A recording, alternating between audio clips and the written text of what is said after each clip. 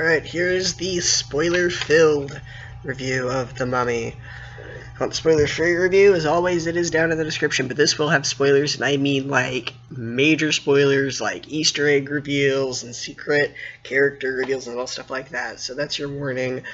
Go check the description for the spoiler-free.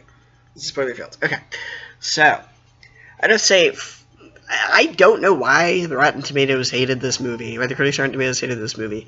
I thought it was pretty fun.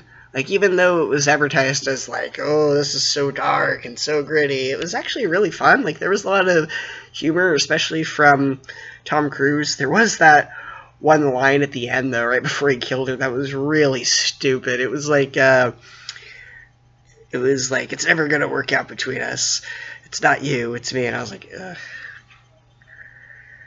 Like, that was really just awful, but that was, other than that, you know, it's pretty good. I enjoyed kind of the Easter eggs, like the hand of the creature from the Black Lagoon, the severed head of Dracula. Yeah, and I liked the surprise reveal that Russell Crowe was Dr. Jekyll, and that whole fight between him and when he became Hyde, between Tom Cruise and Hyde, that was so good. That was probably the best scene in the movie. Okay, so the beginning of the movie, though, it felt completely different. I thought, did they turn on the wrong movie? Because this does not look like The Mummy. I mean, yeah, there was, like, that whole, here's her origin story, but then it begins, like, him fighting in Iraq, and I went, this is a completely different movie now. What happened?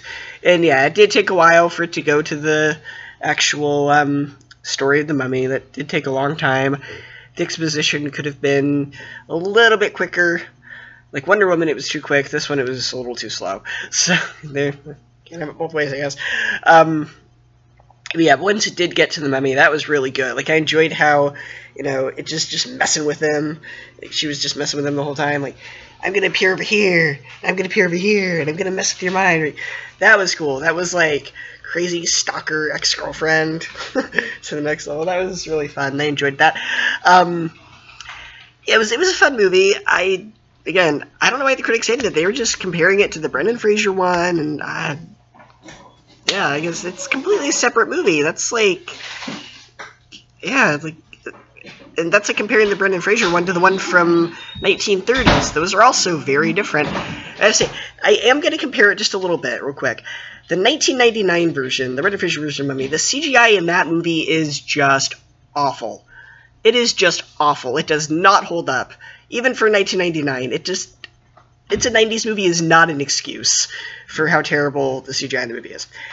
This one, I enjoyed. For the most part, they went pretty practical.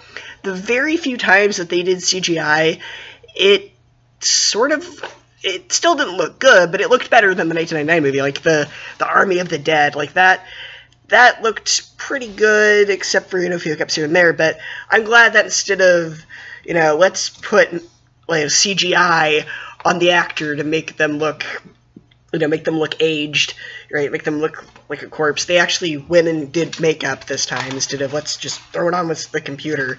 You know, it looks like a terrible sticker, right?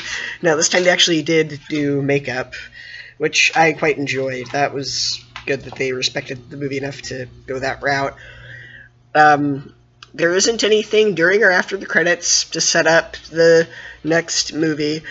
But yeah, at the end, when he became, you know, the monster hunter, that's really good, because that makes me excited for the next ones. Like, is he gonna appear in any of the other ones? Like, is there gonna be a post-credit scene for Bride of Frankenstein where he appears and he starts recruiting, like, all the people? So, like, my theory is that every movie in this universe is going to set up the monster, and then it's going to set up the hero, and then at the end of every movie, Tom Cruise's character is going to show up and recruit whatever hero is in that movie, and they're going to form a team, like Avengers, and then the monsters are going to form, like, their villain team, and then the last movie in the series is going to be them fighting. I would love for that to happen, right? So, we got Bride of Frankenstein, and then whoever the hero in Bride of Frankenstein is, they get recruited by Tom Cruise, and they just keep doing that for, you know, Invisible Man and Wolfman and whatever else they have, you know, planned out.